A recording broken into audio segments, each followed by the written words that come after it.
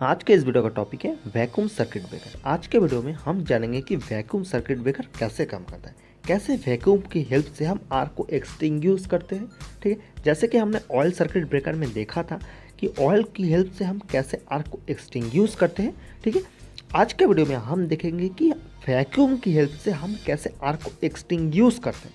तो चलो स्टार्ट करते हैं। तो ये है वैक्यूम सर्किट ब्रेकर जो कि स्नाइडर इलेक्ट्रिक कंपनी का है। ठीक है, सामने आपको एक पुश ऑफ स्विच और एक पुश ऑन स्विच आपको दिख रहा है, जिसकी मदद से हम वैक्यूम सर्किट ब्रेकर को ऑन ऑफ कर सकते हैं। ठीक है, अगर हम इसको खोलेंगे तो हमें इसके अंदर बहुत सारा पार्ट्स हमें देखने को मिलेगा, तो जो कि फॉल्ट करंट को डिटेक्ट करने में हेल्प करता है। ठीक है, ये जो सर्किट ब्रेकर है ये आप मैनुअली भी ऑपरेट कर सकते हो, ऑटोमेटिक भी ऑपरेट होता है। जो मेन जो चीज़ है वो है इसका पीछे का, ये चीज़ है मेन। इसके अंदर सब कुछ होता है, जो सर्किट जो होता है इसके अंदर ही ऑपरेट होता है। यह वैक्यूम इंटरप्टर एक काम कैसे करता है वो हम आगे देखेंगे। इसके 6 टर्मिनल आपको दिख रहा है। इससे क्या होता है, आर फेस इन होता है एंड आर फेस आउट होता है, एंड इसके बीच में ही फेस को कट आउट करते हैं। हम कैसे कट आउट करते हैं वो हम आगे देखेंगे। अगर हम इसको खोलेंगे तो हमें इसके अंदर से कॉन्टैक्ट देखने को मिलेगा, मतलब इलेक्ट्रिक कॉन्टैक्ट, वो करंट इसके अंदर से ही फ्लो होगा। उससे पहले मैं आपको बता देता हूँ कि वैक्यूम सर्किट ब्रेकर कहाँ कहाँ पर इस्तेमाल होता है। ये मीडियम वोल्टेज के लिए एंड हाई वोल्टेज के लिए यूज किया जाता है। Sub station, power distribution station, यहाँ पर ये यूज किया जाता है।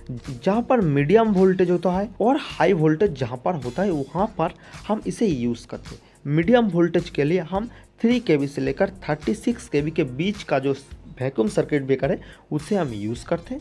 हाई वोल्टेज के लिए 72 kV से लेकर 245 kV के बीच का जो वैक्यूम सर्किट ब्रेकर है उसे हम यूज़ करते हैं। अब इसके अंदर जो मेन चीज़ मैंने आपको बताया कि वैक्यूम इंटरप्टर, अब इसे हम समझते हैं। अगर ये समझ गए तो भाई सब कुछ समझ जाओगे। अगर हम वैक्यूम इंटरप्टर को पास से देखेंगे तो हमें इसके अंदर एक कॉन्टैक्ट देखने को मिलेगा। यहाँ पर एक फिक्स एंड है। ठीक है, ऊपर का जो टर्मिनल है, मैं आपको टर्मिनल बताता हूँ, आपको आसानी से समझ में आएगा। जो ऊपर वाला जो टर्मिनल है इसे हम फिक्स एंड कहते हैं।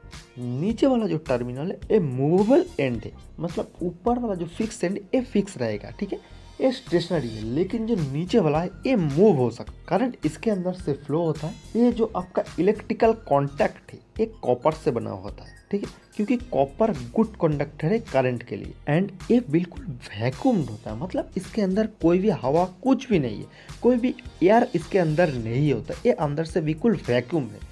इसके अंदर का प्रेशर बहुत लो होता है। अब मान लो कुछ देर के लिए मान लो इसके अंदर कुछ भी वैक्यूम क्रिएट नहीं है, कुछ भी नहीं है, इसके अंदर हवा सब कुछ है। अब जैसे ही इसके अंदर से मान लो आप करंट भी फ्लो हो रहा है, हाई करंट फ्लो हो रहा है, अब मैं क्या करूँगा, मूवेबल जो कॉन्टैक्ट है उसे नीचे खींचूंगा, मतलब जो फिक्स कॉन्टैक्ट है उसके साथ में अलग कर दूंगा। तो क्या होगा, जैसे ही मैं अलग करने की कोशिश करूंगा, इन दोनों के बीच, fix contact and movable contact के बीच में एक आर्क प्रोड्यूस होगा। जैसे ही आर्क प्रोड्यूस होता, आर्क क्या करता, आसपास के जितना एयर है सबको आयोनाइज करता। ठीक है, अब जैसे ही आसपास के जो एयर है सब आयोनाइज जैसे ही हो जाता तो क्या होता, आर्क को एक पाथ मिल जाता कि आर्क फिक्स कॉन्टैक्ट से मूविंग कॉन्टैक्ट में फ्लो होने के लिए एक पाथ मिल जाता। ठीक है, जैसे ही पाथ मिल जाएगा आर्क बहुत टाइम तक रहेगा। लेकिन अगर आर्क बहुत ज़्यादा टाइम तक रहेगा तो एक खतरा है, क्योंकि आर्क का टेम्परेचर मैंने बताया कि बहुत ज़्यादा होता है। जितना टाइम तक आर्क रहेगा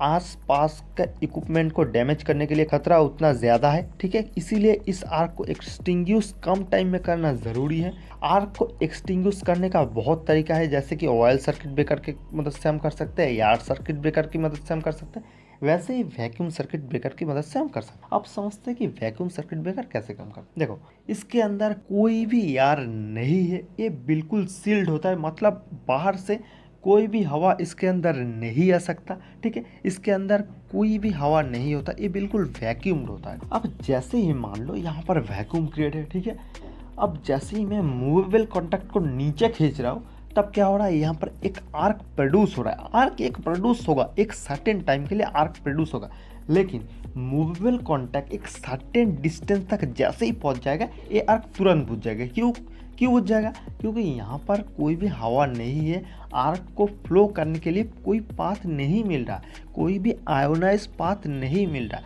यहाँ पर अगर हवा होता तो क्या होता, ये जो आर्क होता वो क्या करता, इसके आसपास जितना एयर होता सबको आयोनाइज करके उस आयोनाइज पाथ के अंदर से फ्लो होता। लेकिन यहाँ पर तो हवा है ही नहीं, यहाँ पर वैक्यूम क्रिएट है, यहाँ पर कुछ भी नहीं है। ठीक है, एक सर्टेन टाइम के लिए आर्क प्रोड्यूस होगा, तुरंत बुझ जाएगा। जैसे ही आर्क प्रोड्यूस होगा उसके कुछ देर बाद ही आर्क एक्सटिंग्विश हो जाएगा, मतलब आर्क बुझ जाएगा। एंड ये वैक्यूम सर्किट ब्रेकर बहुत ही रिलायबल होता है, इसका मेंटेनेंस बहुत कम करना पड़ता है। वैक्यूम सर्किट ब्रेकर ऐसे ही आर्क को एक्सटिंग्विश करता है, ऐसे ही वैक्यूम सर्किट ब्रेकर काम करता है। ऑयल सर्किट ब्रेकर भी आर्क को एक्सटिंग्विश करता है, लेकिन उसका काम करने का तरीका अलग है। अगर आपको ऑयल सर्किट ब्रेकर के बारे में जानना है, नीचे डिस्क्रिप्शन में एक लिंक है, जाओ उस लिंक पे क्लिक करो और ऑयल सर्किट ब्रेकर कैसे आर्क को एक्सटिंग्विश करता है वो देखो। अगर आपको लगता है कि ये चैनल आपके लिए सही है तो नीचे वाला जो सब्सक्राइब बटन है उसे दबा दो, क्योंकि मैं जैसे ही नया वीडियो बनाऊंगा सबसे पहले नोटिफिकेशन आपके पास पहुंच जाएगा।